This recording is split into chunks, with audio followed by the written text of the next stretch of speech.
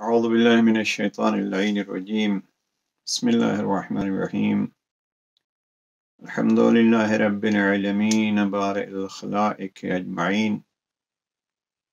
الصلاة والسلام على سيد الأنبياء والمرسلين وعلى آله الطيبين الطاهرين المعصومين. أما بعد. کافی وقفے کے بعد نہج البلاغہ کے دروس کا یہ سلسلہ دوبارہ شروع ہو رہا ہے، اور آج کا یہ درس خصوصی طور پر آج کی یہ گفتگو اس وقت پیش کی جا رہی ہے جب دنیا میں اس کرونا مرض کی وجہ سے انسانیت مشکلات میں گھری ہوئی ہے۔ حقیقت یہ ہے، بعض ساتھی جو 50-60 سال کی ایج میں وہ کہتے ہیں ہم نے اپنی زندگی میں ایسی مشکلات اور اس قسم کی بیماری کو نہیں دیکھا۔ میں عرض کرتا رہتا ہوں کہ یہ تو ہماری 50-60 سالہ زندگی کون سی ایسی مدت ہے، یہ شاید ایک صدیوں بعد اس انداز سے انسان کی زندگی کا مرحلہ آیا ہے۔ اور حقیقت یہ ہے کہ ہر اعتبار سے یہ مشکل ترین ماحول بن گیا ہے اور زندگی مشکلات میں گھر گئی ہے۔ ان مشکلات کو مد نظر رکھتے ہوئے اور جب ہماری یہ گفتگو شروع ہے، برطانیہ میں لاک ڈاؤن کا دوسرا دورانیہ شروع ہو چکا ہے،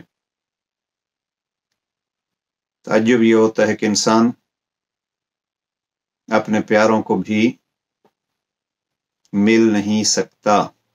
مساجد، امام برگاہ، دینی مراکز اپنی جگہ پہ جو ہیں وہ بند۔ ان امور کو مد نظر رکھتے ہوئے میں چاہتا ہوں کہ آج کے سیشن میں ان چیزوں کے حل کو مشکل کشا سے ہی پوچھیں۔ عزیزان دیکھیے، زمانے میں جتنی مشکلات بھی آئیں، ہم جب جناب امیر المومنین علیہ السلام کو مشکل کشا کہتے ہیں تو یقیناً اس مشکل کشا نے زندگی کی مشکلات کو بھی بتلایا ہوگا۔ جناب امیر علیہ السلام نے نہج البلاغہ میں بارہا یہ جملہ کہا، انا اول من صدقہ، انا اول من آمن بہ، میں پہلا ہوں جس نے اللہ پہ ایمان قبول کیا، میں پہلا وہ ہوں جس نے رسول کی تصدیق کی۔ یہ ایک بڑی دلچسپ بحث ہے نہج البلاغہ میں، جناب امیر علیہ السلام نے جو اپنے فضائل بیان کیے اس حوالے سے، انا اول، انا من صدقہ اولا، اس قسم کے الفاظ۔ اور اس جملے کی شرح کے لیے ایک فرمان جناب جابر انصاری کا ہے، اور وہ بڑا دلچسپ ہے کہ جناب جابر فرماتے ہیں کہ امیر المومنین علیہ السلام اور دنیا کے باقی افراد کے 18 خصلتیں ہیں، اور ان 18 خصلتوں میں دلچسپ یہ ہے، فرماتے ہیں 18 خصلتوں میں، 18 خوبیوں میں 13 میں جناب امیر المومنین تنہا ہیں، اور باقی 5 میں جناب امیر المومنین باقی افراد کے ساتھ، دنیا کے دیگر لوگوں کے ساتھ شامل ہیں۔ میں اگر جناب جابر ابن عبداللہ انصاری کے اس جملے میں فرمان پیغمبر اکرم کو جمع کر لوں کہ قرآن مجید میں جہاں جہاں بھی اللہ سبحانہ وتعالیٰ نے کہا یا ایھا الذین آمنوا، یعنی مومنین کو خطاب کیا ہے، تو ان مومنوں کے امیر جناب امیر المومنین حضرت علی علیہ السلام ہیں۔ تو یہاں بھی وہ 13 خصلتیں جناب امیر المومنین اس میں تنہا ہیں، کوئی ان کا شریک نہیں ہے، اور جن 5 میں شامل ہیں تو ان 5 چیزوں میں بھی یقیناً سردار ان 5 خصلتوں کے جناب امیر المومنین ہیں۔ اور پھر ایک بڑی اچھی کتاب ہے 4 جلدوں میں، ابن شہراشوب نے مناقب کے نام سے کتاب لکھی ہے، اس کی دوسری جلد کو انہوں نے شروع کیا ہے درجات جناب امیر المومنین۔ اب ان درجات میں ان 18 خصوصیات کو انہوں نے ایک ایک کو لکھا ہے، میں بہرحال یہاں وضاحت میں نہیں جاتا۔ بالخصوص یہ جب جناب امیر علیہ السلام فرماتے انا اول من، میں پہلا ہوں، تو انہوں نے اس میں 18 چیزیں لکھی ہیں کہ ان میں پہل کس میں جناب امیر المومنین کی ہے۔ اب جو کمالات ہیں ان کمالات میں انہوں نے ثابت کیا ہے کہ، اور تقریباً 150 صفحات اس موضوع پہ انہوں نے لکھے، ابن شہراشوب نے مناقب میں دوسری جلد، انہوں نے تقریباً 150 صفحات اس پہ لکھے ہیں کہ جناب امیر علیہ السلام کس کس چیز میں سب سے سبقت رکھتے ہیں، سب سے آگے ہیں۔ اب ان میں اگر یہ عرض کروں کہ جب مشکل دور ہوتا ہے، بالخصوص میں یہ گزارش کروں گا کہ اس کو اپنی زندگی کا حصہ سمجھیے، اور آج کے سیشن کو ہم اگر اپنی زندگیاں سنوارنے کے لیے استعمال کر سکیں اور نہج البلاغہ کا اس انداز سے مطالعہ کریں تو یقیناً یہ ہماری زندگیوں کی بہتری کے لیے ایک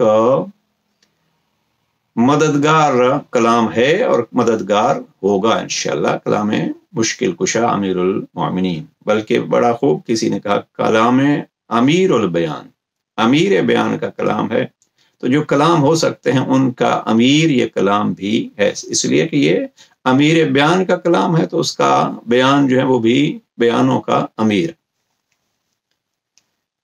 نہج البلاغہ کا ایک بڑا حصہ، جیسے میں نے بارہا یہ عرض کیا ہے کہ نہج البلاغہ کا ایک بڑا حصہ ذات توحید سے متعلق ہے، اللہ سبحانہ وتعالیٰ کی معرفت، اللہ سبحانہ وتعالیٰ سے تعلق، اللہ تعالیٰ پر بھروسہ، اللہ کی عظمت کے تذکرے۔ اگر اس کو بھی لیا جائے تو حقیقت یہ ہے کہ ہم علی امیر المؤمنین سے اللہ کی پہچان کر کے جب ہم اس اللہ کو پہچانیں گے اور پھر اس کا ذکر کریں گے تو یقیناً ذکر خدا سے دل مطمئن ہو گئے، لیکن وہ ذکر وہ ہونا چاہیے جو اس گھرانے سے اور ایسی ہستیوں سے ہمیں ملے جن کو پیغمبر اکرم نے باب العلم کہا ہے۔ تو مشکلوں میں اگر کوئی انسان گر جائے، سب سے بہترین چیز ہے عقیدہ توحید، پروردگار کی عظمت، پروردگار کا مقام انسان کے دل میں مضبوط ہو، اور یہ ایک مشکل کشائی ہے۔ اب اس مشکل کشائی کی طرف بھی رہنمائی کریں گے تو جناب امیر المومنین کریں گے کہ اللہ پہ کتنا بھروسہ ہونا چاہیے۔ میں اس موضوع کو بارہا یہ عرض کر چکا ہوں، دہرانا نہیں چاہتا کہ پھر مشکل سے مشکل ترین حالت میں بھی وہ سکون نظر آتا ہے، جیسے کربلا میں نظر آیا کہ کسی نے کہا کہ ایسا ٹوٹے ہوئے دل والا صاحب رضا ہم نے کبھی نہیں دیکھا، جو ساری قربانیاں دے کے کہہ رہا تھا کہ میں تیری رضا پہ راضی ہوں۔ تو یہ کب ہوگا؟ جب ہم توحید کا عقیدہ اس انداز سے اپنائیں گے، اور وہ توحید کا عقیدہ، میرا موضوع یہ نہیں ہے، میں اس طرف نہیں جانا چاہتا، جی چاہ رہا ہے، لیکن توحید کا اگر موضوع کہیں سے ملتا ہے تو یہ شیعہ سنی علماء اس پہ متفق ہیں، اور جو صاحبان علم ہیں ان کو میری یہ دعوت ہے کہ جائیں پڑھیں ابن ابی الحدید معتزلی، وہ ایک سنی عالم ہے، اور انہوں نے کس انداز میں بتلایا ہے کہ اگر توحید سیکھی جا سکتی ہے تو وہ توحید اسی ذات گرامی امیر المؤمنین سے سیکھی جا سکتی ہے، اور اگر کوئی توحید اس انداز سے سیکھے گا تو پھر اس کا مشکل سے مشکل وقت بھی سکون میں گزرے گا۔ پھر جناب امیر المؤمنین کے شاگرد ابو ذر جیسے آئیں گے، سارے دکھ سہیں گے، لیکن ان دکھوں میں جو ہے وہ کبھی رب پر شکوہ نہیں ہوگا، رب پہ اعتراض نہیں ہوگا، اور زمانے کے سامنے جو ہے وہ ہتھیار نہیں پھینکیں گے، بلکہ رب پہ بھروسہ کرتے ہوئے اس رب کے مشن کو آگے جاری رکھیں گے۔ جناب امیر المؤمنین کے ایک پیارے صحابی ہیں جناب حجر ابن عدی یا عدی۔ جناب حجر کے ایک وقت ایسا آیا کہ جناب حجر کے قتل کا حکم صادر ہوا، اور جناب حجر کے بیٹے کا بھی قتل حکم صادر ہوا۔ جناب حجر نے قاتلان کو کہا کہ پہلے میرے بیٹے کو قتل کرو پھر مجھے قتل کرنا۔ ابھی کسی باپ کے لیے یہ چیز بڑی مشکل ہوتی ہے، اور جناب حجر کے ساتھیوں نے پوچھا حجر یہ باپ کے پیار کے خلاف ہے؟ کہ نہیں، آپ نہیں سمجھتے، یہ میرے لفظ ہیں، آپ نہیں سمجھتے یہ باپ کا پیار کیا ہوتا ہے۔ ایک ذات گرامی ہے، جس ذات گرامی کا پیار اللہ نے واجب قرار دیا ہے، محبت اجر رسالت کے طور پر واجب قرار دی ہے، وہ ہے پیار علی۔ اب بیٹا میرا جوان ہے، وہ اتنا تجربہ کار نہیں ہے، وہ آزمودہ نہیں ہے، کہیں باپ کے گردن پہ چلتی ہوئی تلوار سے اس کا اس محبت کا رشتہ کمزور نہ ہو جائے، اس لیے میں چاہتا ہوں کہ میرے بیٹے کی گردن پہ پہلے تلوار چلائی جائے۔ اور میں حجر بن عدی اتنا اس پیار میں، اس محبت میں، اس اجر رسالت میں مضبوط ہو چکا ہوں کہ ایک بیٹا تو کیا، الفاظ میرے آپ نے ہیں، مفہوم عرض کر رہا ہوں، ایک بیٹا تو کیا ساری اولاد ذبح کر دی جائے تو میرے اس محبت علی میں کوئی فرق نہیں آئے گا۔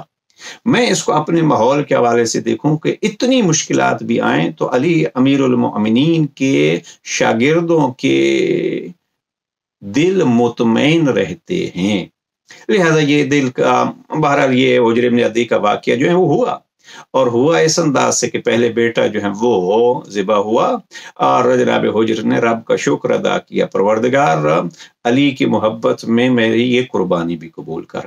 اور جب اپنی قربانی کی بات آئی تو وہ ایک کمال انداز سے جناب حجر بن عدی کی قربانی بھی ہے، اور جناب حجر بن عدی نے وہ قربانی پیش کی۔ میں جو چیز عرض کر رہا ہوں وہ یہ ہے کہ مشکل سے مشکل دور بھی اگر ہو تو مشکل کشا کے دامن سے ہمارا تمسک ہو تو ہم ان مشکلات کو بڑے آسانی سے عبور کر سکتے ہیں۔ لہٰذا محبان اہل بیت جو ہیں وہ اس انداز سے اپنی زندگی گزاریں۔ نہ یہ ہے کہ یقیناً مثلا ابھی میں کچھ خبریں دیکھ رہا تھا، جب جناب فلاں کمپنی جو ہے وہ 3,500 اس کے امپلائیز جو ہیں وہ فارغ ہو رہے ہیں، فلاں کمپنی جو ہے وہ بند ہو رہی ہے۔ واقعی ایک مشکل ہے، لیکن ان مشکل سے گزرنا ہی تو کمال ہے، اور اس گزرنے کا پہلا نسخہ یاد کر لیجئے، مشکل کشا فرماتے ہیں جتنا آپ کا اللہ پہ عقیدہ مضبوط ہوگا، یقین مضبوط ہوگا، اتنا ہی آپ اطمینان سے مشکلات سے گزریں گے۔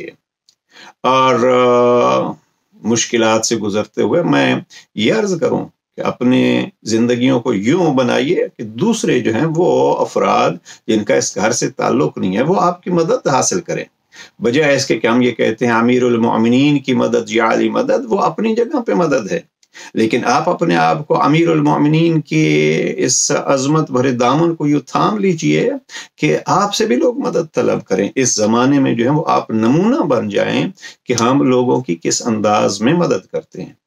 اور اس میں یہ بھی مد نظر رکھیے کہ مجھے مولانا روم کے وہ اشعار بار بار یاد آتے ہیں، اور بڑی تفصیل سے نہج البلاغہ کے شارح علامہ محمد تقی جعفری نے ان کو پیش کیا ہے، اور مولانا روم جو ہے وہ دفتر اول کے آخری حصے میں سینکڑوں اشعار مودت امیر المؤمنین میں بیان کیے ہیں۔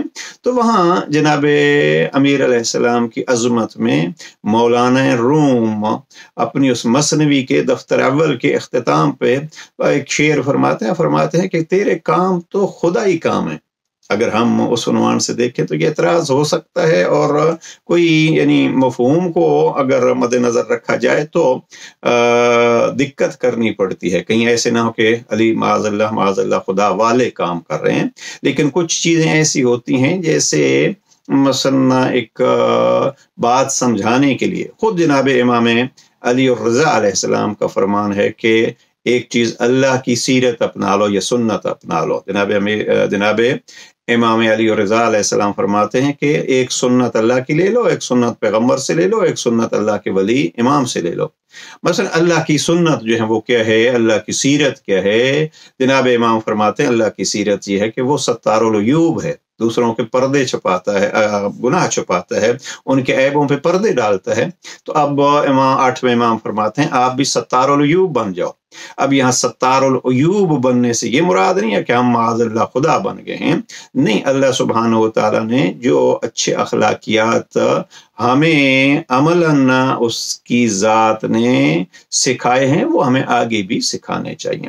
تو اسی طریقے پہ جب ہم مشکلات میں گھرے ہوئے ہیں تو علی اپنی طور پر مشکل کشا، اور ہمیں بھی مشکل کشا ہونا چاہیے، لیکن یہ چیز یاد رکھنی چاہیے کہ اللہ سبحانہ و تعالیٰ کبھی انتظار میں نہیں رہتا کہ کوئی مجھ سے مانگے گا مدد تو تب میں مدد کروں گا، بلکہ اللہ سبحانہ و تعالیٰ جو ہے وہ ہماری ضرورتوں کو جانتا ہے، اور اپنی قدرت، اپنی طاقت اور اپنی رحمت اور اپنے اس رعوف ہونے کی وجہ سے وہ آگے ان ضرورتوں کے سوال کا منتظر نہیں رہتا، بلکہ وہ اس کو پورا کرتا ہے۔ جملہ بڑا مشہور ہے دعا رجب کا کہ تو وہ ہے کہ جو ہر اس کو دیتا ہے جو تو اس سے سوال کرتا ہے۔ پھر معصوم فرماتے نہیں، ہر اس کو بھی دے دیتا ہے کہ جو تجھ سے سوال نہیں کرتا۔ اور تیسرا جملہ تو کتنے ہی عقیدے کی بلندی ہے اللہ سبحانہ و تعالیٰ پہ، معصوم فرماتے تو اس کو بھی دے دیتا ہے جو تجھ کو پہچانتا ہی نہیں ہے۔ لہٰذا ہمیں بھی اس انداز میں چاہیے کہ جو ہمیں نہیں پہچانتے ان کے ساتھ بھی ہمیں تعاون کرنا چاہیے اور مدد کرنی چاہیے۔ مدد البتہ ان مشکلات میں دو طرح کی ہوتی ہے۔ ہم جب مدد کہتے ہیں تو اکثر ہمارے ہاں یہ ایک بہت بڑی کمزوری ہے کہ ہم سمجھتے ہیں مدد سے مراد بس وہ ہے کہ مالی مدد کی جائے۔ نہیں، زیادہ اس وقت جو ہے وہ جہاں جس ماحول میں ہم رہ رہے ہیں برطانیہ میں، مالی مدد بھی ممکن ہے، کسی کو ضرورت ہو اس کی کیجئے، لیکن مالی مدد سے زیادہ جو ہے وہ اس کی ذہنی تسکین کے ذرائع مہیا کرنا اور اس کے دکھی دل کو جو ہے وہ آسودہ کرنا، یہ ایک بہترین مدد ہوگی۔ بہرحال اس مدد کے لیے آئیں سارے موضوع، ہمیں اگر کسی کی زندگی میں ساتھ دینا ہے، کسی کی زندگی کا مددگار بننا ہے، تو اس کے لیے سب سے پہلے یہ ہے کہ ہم اپنی زندگی کو سنواریں۔ اس لیے آج کا ہمارا سیشن اس عنوان سے ہے کہ آئیے ہم اپنی زندگی گزارنے کا طریقہ امیر المومنین سے سیکھیں، اور پھر مشکل مرحلہ ہے کہ میں ایسے کیسے گزروں اس سے سیکھیں، جو اپنی زندگی کا مشکل ترین وقت سامنے دیکھ کے کہ جب زہرآلود تلوار اثر کرتی ہے تو فرماتا ہے فزت ورب الکعبہ، رب کعبہ کی قسم میں کامیاب ہو گیا۔ اب اس زندگی کے لیے عزیزاً پہلا موضوع ذہن میں رکھیے، ہمارا جتنا عقیدہ مضبوط ہوگا ہمارا اتنا سکون رہے گا۔ اور اس عقیدے کے لیے دو پوائنٹس جو ہیں وہ عرض کرنا چاہتا ہوں، وہ یہ ہے کہ ہم اکثر جب اپنے آپ کو مشکلات میں گھرا ہوا دیکھتے ہیں، بہت سارے افراد کا عقیدہ کمزور ہو جاتا ہے۔ یہ برتاؤ اللہ کا میرے ساتھ ہی کیوں ہے؟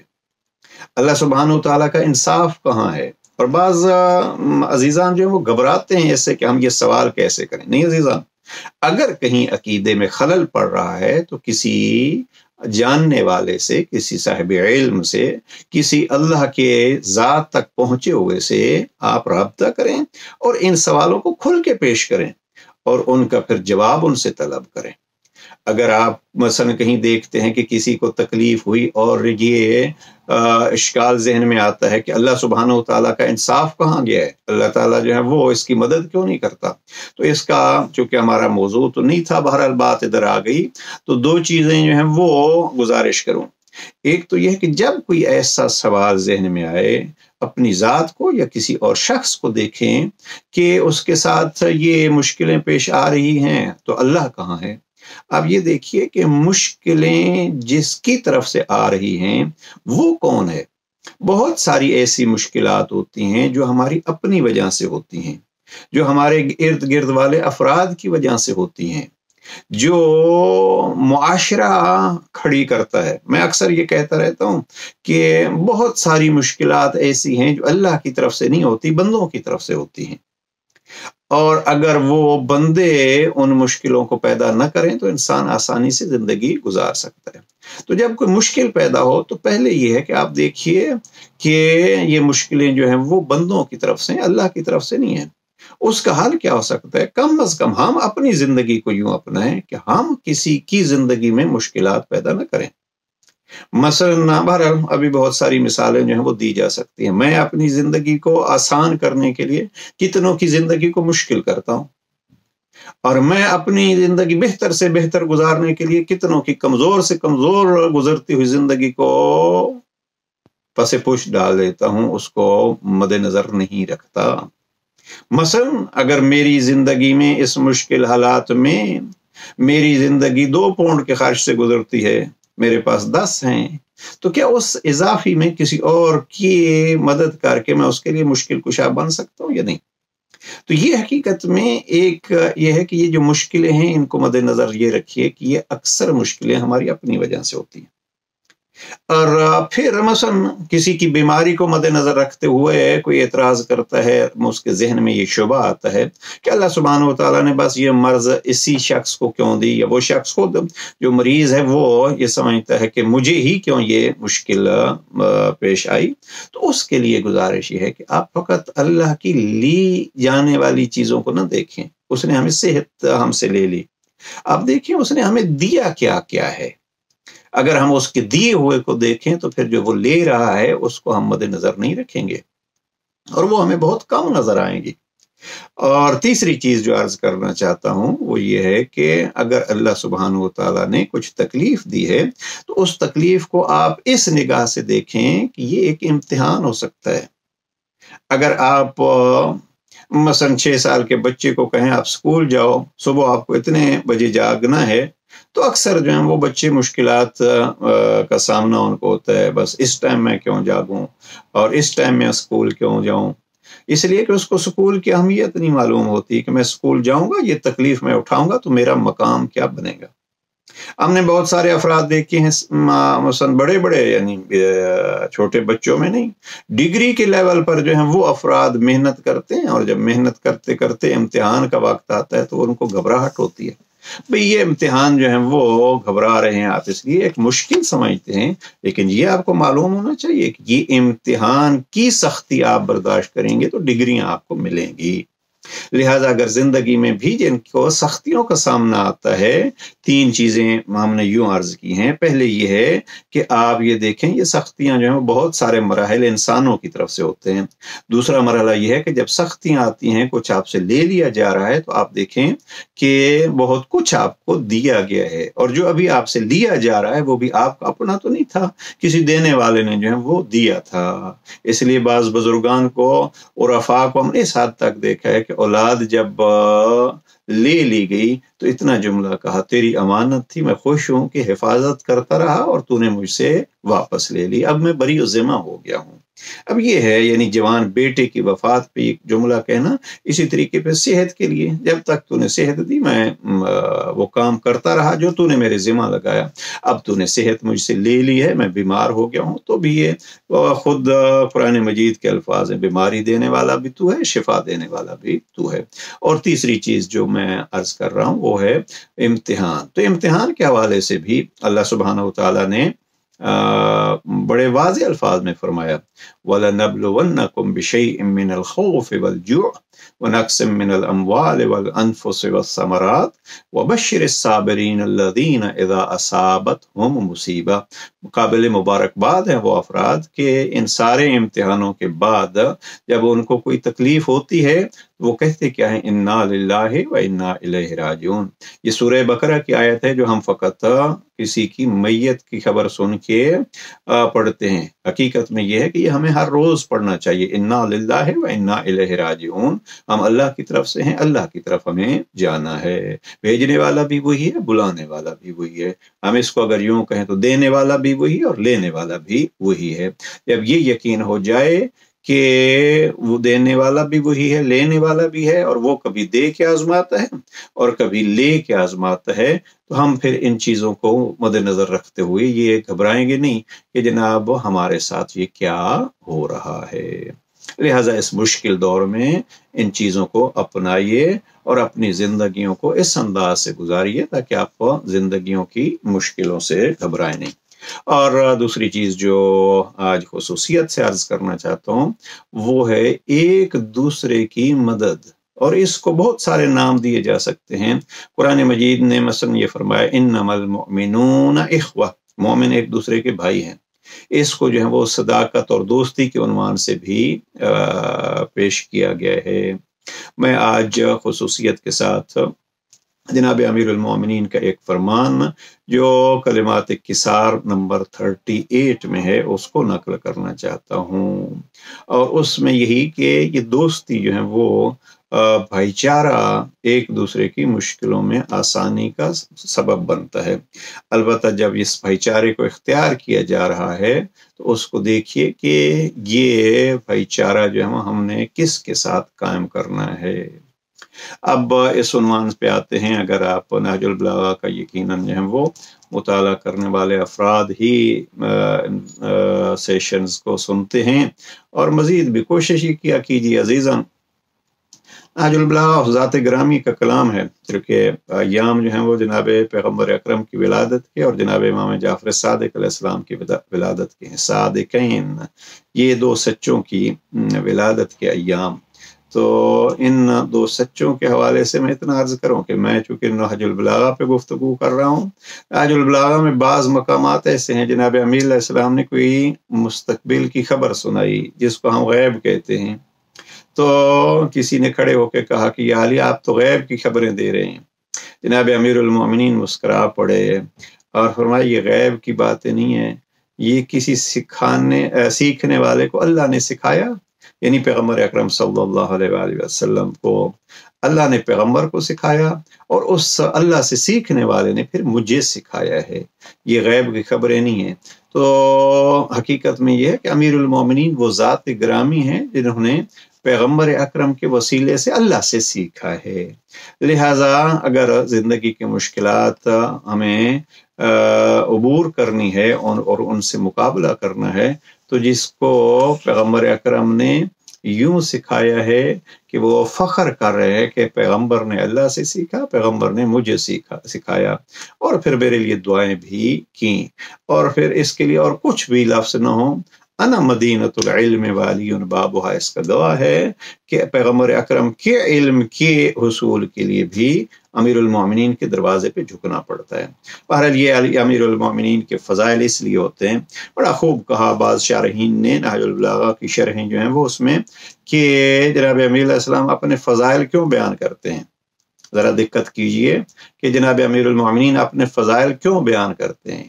اس ساری ابحاث کا خلاصہ میں یوں پیش کرتا ہوں کہ جیسے ایک حکیم اپنے یا ایک ڈاکٹر اپنے مطب پہ ایک بورڈ لگاتا ہے، اپنا نام لکھتا ہے، اپنی ڈگری لکھتا ہے.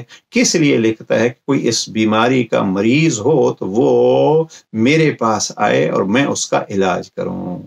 یا مثلا ٹیچر جو ہے وہ اپنا بورڈ لگاتا ہے کہ ہم یہ پڑھاتے ہیں. یہ بورڈ اس لیے ہوتا ہے، یعنی اپنی حقیقت اور اپنے، اس کو اگر آپ یوں کہیں، اپنے فضائل اور اپنے کمالات اس لیے بتلائے جاتے ہیں تاکہ جس کو ضرورت ہو وہ آئے اور ہم سے اس کو سیکھے. لہٰذا اس کو اس انداز سے جو ہے وہ ہمیں نہج البلاغہ کو پڑھنا چاہیے. اور ہماری گزارش یہی ہوگی کہ نہج البلاغہ کو اپنی زندگی کے لیے ایک دستور زندگی سمجھ کے اپنائیں اور اس پر عمل کریں. اللہ سبحانہ و تعالی ہمیں توفیق دے اور نہج البلاغہ کو اس مشکل کشا کے کلام سمجھ کے اپنی مشکلوں کے حل کے لیے اور پھر اپنی مشکلوں کے حل کے ساتھ ساتھ دوسروں کی مشکلوں کو حل کرنے کا ایک قدم بڑھائیں. بلکہ میں اس کو علامہ اقبال کے حوالے سے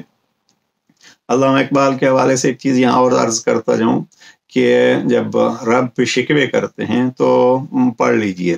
جناب علامہ اقبال نے رب سے شکوے کیے اور اس شکوے پہ بڑے فتوے بھی لگے علامہ اقبال کے، اور پھر علامہ اقبال نے ہی خود جواب شکوہ لکھا. یعنی گویا اللہ کی طرف سے جو ہے وہ پھر جواب دے رہے ہیں. اب اس میں سے ایک جواب جو ہے وہ علامہ اقبال نے ولادت پیغمبر اکرم ہیں کے ایام ہیں اس حوالے سے اگر عرض کروں تو اللہ سبحانہ و تعالی جو ہے وہ جواب دیتا ہے. اقبال نے جس انداز سے پیش کیا ولادت پیغمبر میلاد النبی کے حوالے سے، اقبال فرماتے ہیں کہ کی محمد سے وفا تو نے، یہ کہنے والا اللہ ہے. یعنی علامہ اقبال جو ہے وہ گویا اللہ کی بات ہم تک شعر میں پہنچا رہے ہیں. کی محمد سے وفا تو نے تو ہم تیرے ہیں. یہاں ہم جو ہیں وہ اللہ سبحانہ و تعالیٰ کی ذات مراد لی ہے. کی محمد سے وفا تو نے تو ہم تیرے ہیں، یہ جہاں چیز ہے کیا لوح و قلم تیرے ہیں. یعنی اگر وفا ہم پیغمبر اکرم سے کریں تو یہ جہان ہی کیا پھر لوح و قلم یعنی جہاں انسانوں کی زندگیوں کے فیصلے ہوتے ہیں اور لکھے جاتے ہیں وہ ہے لوح و قلم. تو اس حوالے سے اگر ہم پیغمبر اکرم کی ذات گرامی سے وفا کرتے ہیں تو پھر ہماری مرضی کے فیصلے، میں بڑے اعتماد کے ساتھ یہ کہہ رہا ہوں کہ اگر ہم اللہ سبحانہ و تعالیٰ کے بھیجے ہوئے اس معلم کی تعلیمات کو اپناتے ہیں تو پھر رب کریم ہماری مرضیوں کے مطابق ہمارے فیصلے کرتا ہے۔ اگرچہ پھر وہ ایک الگ بات ہے کہ جو اللہ کا اتنا قریب ہو جاتا ہے پھر وہ اب اس کی اپنی مرضی ہوتی نہیں ہے، اس کی مرضی ہوتی وہ یہ جو اللہ کی مرضی ہوتی ہے، وہ اللہ کی مرضی پہ جو ہے وہ خوش ہوتا ہے۔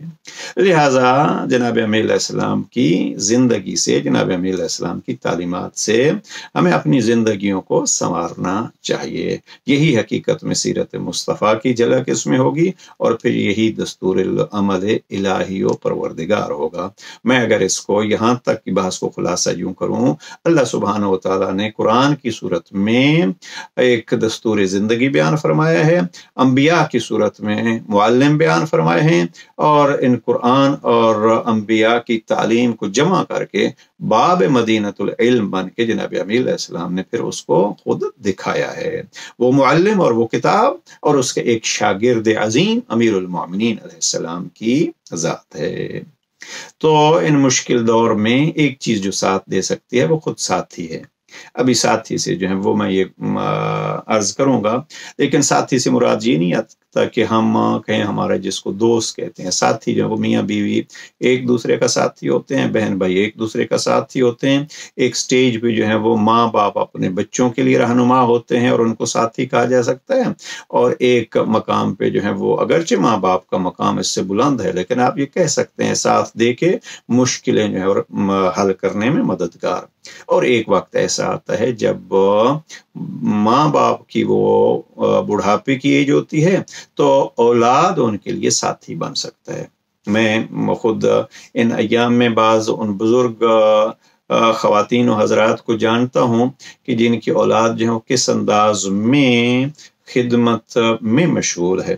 ایک محترمہ کے بارے میں ان کے بیٹے سے بات ہو رہی تھی، تو یہ اللہ سبحانہ و تعالیٰ اس بیماری کو جلد از جلد ہم سے دور فرمائے اور انسانیت کو نجات عطا فرمائے۔ وہ تھوڑا یعنی فراموشی کا، بھول جانے کا مرض ان کو لاحق ہے، تو فرما رہے تھے تھوڑی تھوڑی دیر بعد جو ہے وہ 2 سوال کرتی ہیں: مسجد کب کھلے گی، امام بارگاہ کب کھلے گی، آج کوئی امام بارگاہ میں پروگرام ہے یا نہیں ہے، اور دوسرا یہ ہے کہ نماز کا وقت ہو گیا ہے، ہر 10 منٹ بعد نماز کا وقت ہو گیا ہے۔ ایسے افراد جو ہیں وہ کتنے خوش قسمت ہیں کہ ان کی سوال 2 ہیں: اللہ اور اللہ کے ولیوں کا گھر یعنی مسجد اور امام بارگاہ کھلی ہے یا نہیں، اس میں کوئی پروگرام ہے یا نہیں، اور دوسرا یہ ہے کہ اللہ کے دربار میں جھکنے کا وقت ہوا ہے یا نہیں۔ لیکن وہ اولادیں بھی قابل صد تعریف ہیں جو اپنے اوقات میں سے والدین کو وقت دیتے ہیں۔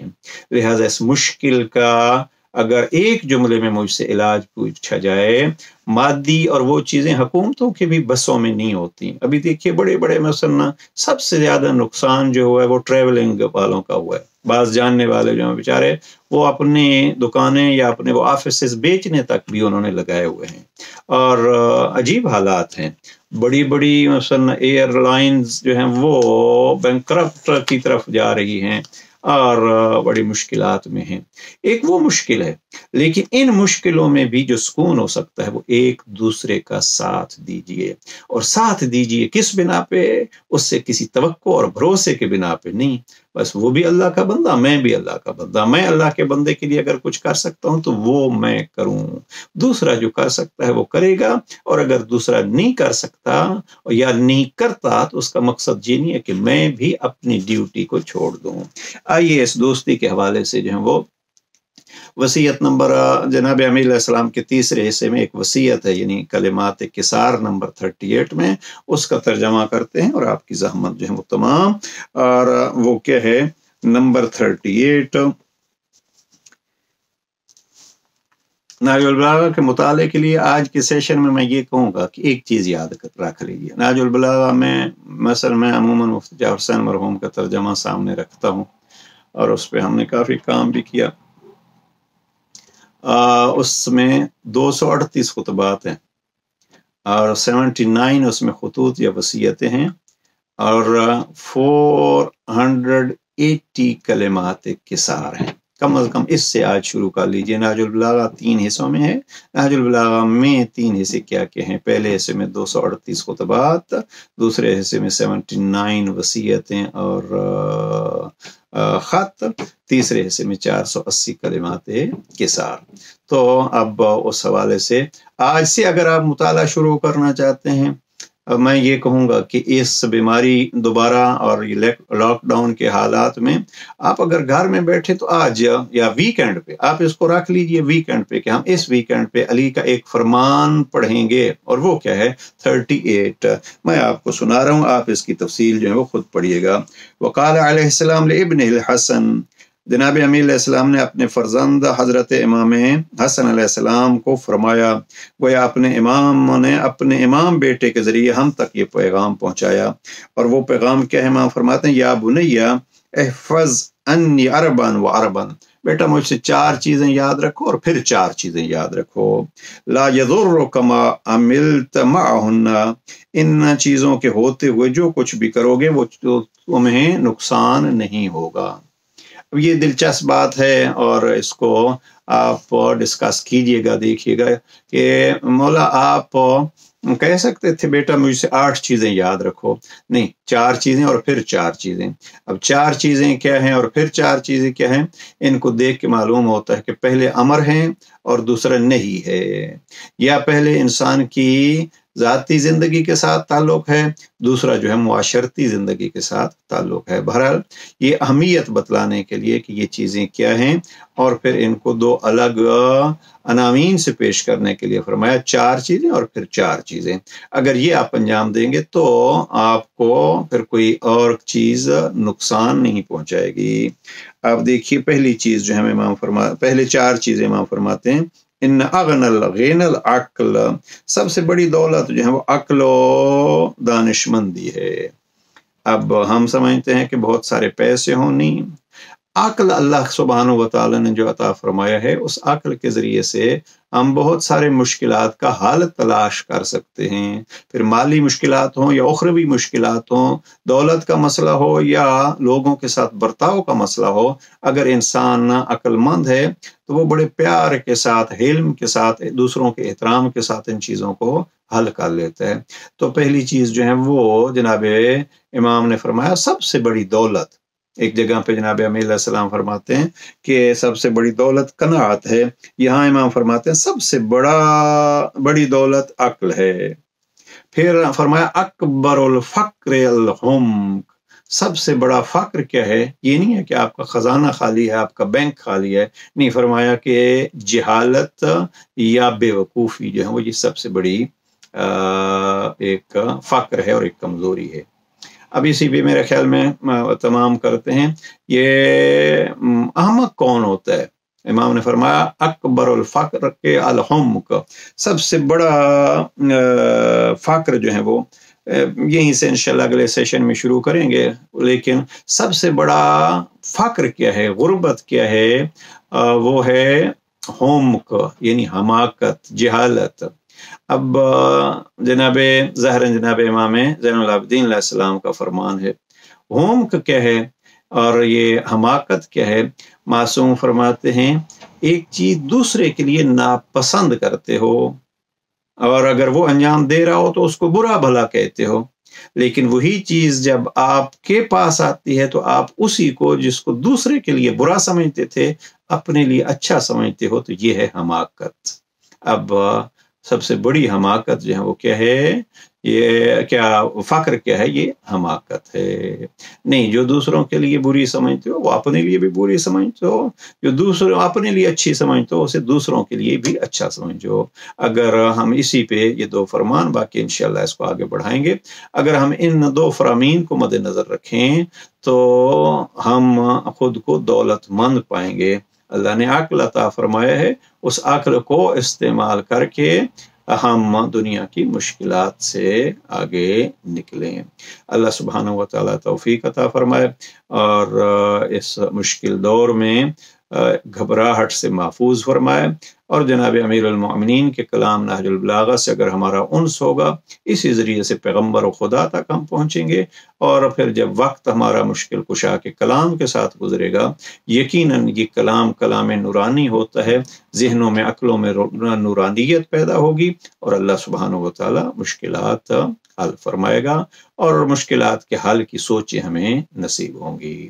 پروردگار انشاءاللہ پروردگار اپنے کلام کا انس یعنی قرآن کا انس ہمیں عطا فرمائے، پیغمبر اکرم کے فرامین کو سمجھنے، زندگیوں میں اپنانے کی توفیق نصیب فرمائے۔ اور امیر المؤمنین غریب تھے اور ان کا کلام بھی غریب ہے، اس غریب الکلام کو جو ہے وہ پروردگار ہمیں اپنی زندگیوں میں اپنانے اور دوسرے محبان تک پہنچانے کی توفیق نصیب فرمائے۔ والسلام علیکم ورحمۃ اللہ وبرکاتہ۔